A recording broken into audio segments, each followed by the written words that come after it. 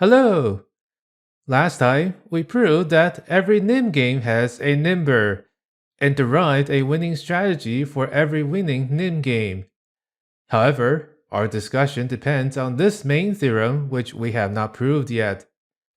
The theorem states that, suppose we write n as a sum of distinct powers of 2's, then star n is equivalent to the nim game where each pile is one of these powers of 2's. We will prove this theorem in this lecture. Now the proof uses the following lemma, which we will leave as an exercise. Let p and q be non-negative integers less than 2 to the a. Then, p plus q is less than 2 to the a. Before we prove the theorem, we will give an illustration for the proof of the theorem. Let's consider star 7. Now writing 7 as a sum of powers of 2's, we see that 7 is equal to 4 plus 2 plus 1. So we want to prove that star 7 is equivalent to star 4 plus star 2 plus star 1. Now the proof is going to be done by induction. So here, star 2 plus star 1 is going to be equivalent to star 3 by induction. So now we want to show that star 7 is equivalent to star 4 plus star 3. The way that we will do this is by using a previous lemma. We will show that the two sides have equivalent options. So let's look at star 7. The options of star 7 are star 0, star 1, all the way up to star 6. And now let's look at the options of star 4 plus star 3. There are two types of options here. One type of options will move on star 4, and another type of options will move on star 3. So let's look at these two types separately. For the first type of options, we have star 0 plus star 3, star 1 plus star 3, star 2 plus star 3, and star 3 plus star 3. Notice that each of these is a sum of two numbers that are less than 4. So we can invoke the lemma above and say that each of these is equivalent to something that is also less than 4. And in fact, they are less than 4 if we calculate them star 3, star 2, star 1, and star 0. And they are all distinct. So we have taken care of the options of star 7 from 0 to 3. For the second type of options, they are star 4 plus star 2, star 4 plus star 1, and star 4 plus star 0.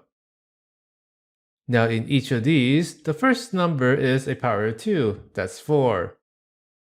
But the second number is less than 4, so its binary expansion should not contain 4. So for each option, each power of 2 appears at most once in the two numbers. So we can apply induction to say that these are just equivalent to the star of the sum of these two numbers. And in this case, we do get star 6, star 5, star 4, the remaining options of star 7. So the options of star 4 plus star 3 are equivalent to the options of star 7. So they are equivalent.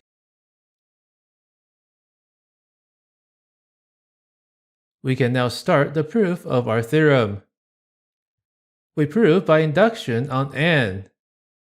When n is equal to 1, n is 2 to the power 0, and star 1 is equivalent to star of 2 to the 0. So now suppose that n is equal to 2 to the a1 plus 2 to the a2, etc., where a1 is greater than a2 greater than the rest. We now partition n into two parts, 2 to the a1 and the rest.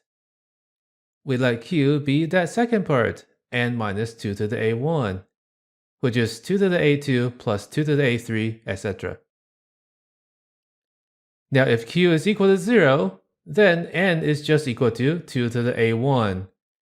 So star n is equivalent to star 2 to the a1, and we are done. So we now assume that q is at least 1. Since q is less than n, we can apply induction to get that star q is equivalent to star to the a2 plus star to the a3, etc.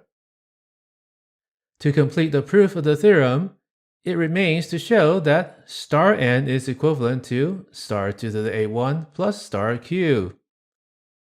We will prove this by showing that star n and star to the a1 plus star q have equivalent options. The options of star n are star 0, star 1, all the way up to star n minus 1. And the options of star to the a1 plus star q can be partitioned into two types. For the first case, we consider the options of the form star I plus star q, where I is less than to the a1. Now, since I and q are strictly less than n, by induction, the theorem holds for I and q. So star I and star q are equivalent to the sums of the nimpiles of their binary expansions. Now, using arguments from the last lecture, we can see that star I plus star q is equivalent to star Ri, where Ri is I plus q. As an aside, the argument that we are using from the last lecture actually assumes that this theorem holds, but we claim that we can still use it here, so you should check that there is no circular logic in our proof. And now, since we see that I and q are strictly less than 2 to the a1, we know that Ri is also less than 2 to the a1 by our lemma. So what we have are numbers r0 all the way up to r to the a1 minus 1 that are non-negative and also strictly less than 2 to the a1. We now show that these Ri's are distinct. So suppose two of them are the same, so Ri is equal to Rj for some ij. Then, star Ri is equivalent to star Rj. So star I plus star q is equivalent to star j plus star q. Adding star q on both sides, we get star I is equivalent to star j. This is using the copycat principle. So therefore, I is equal to j. And that proves that the Ri's are distinct. Now there are 2 to the a1 of these Ri's, and there are 2 to the a1 possible values from 0 to 2 to the a1 minus 1. So by pigeonhole, for each value j between 0 and 2 to the a1 minus 1, there is exactly one Ri with Ri is equal to j. So the options of this type are equivalent to star 0, star 1, all the way up to star to the a1 minus 1. We now consider the second type of options, which are options of the form star to the a1 plus star I, where I is from 0 to q minus 1. Suppose that the binary expansion of I is 2 to the b1 plus 2 to the b2 plus etc., where b1 is greater than b2 greater than the rest. Then no bi is equal to a1. Can you see why? So then 2 to the a1 plus 2 to the b1 plus 2 to the b2 plus etc. is a sum of distinct powers of 2. Then, starting with star 2 to the a1 plus star I, we can apply induction on I to get that this is equivalent to star 2 to the a1 plus star 2 to the b1 plus star 2 to the b2, etc. We now apply the induction on 2 to the a1 plus I to get that this is equivalent to the star of the sum of these powers of 2's. And this sum is 2 to the a1 plus I. And since I is from 0 to q minus 1, the options of this type are equivalent to star 2 to the a1, star 2 to the a1 plus 1, all the way up to star to the a1 plus q minus 1, which is star n minus 1. Combining these two types of options, we see that the options of star to the a1 plus star q are equivalent to the options of star n.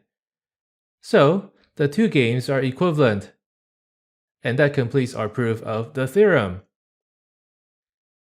So that concludes the proof that any nim game has a nimber. We will extend this to any impartial games in the next lecture.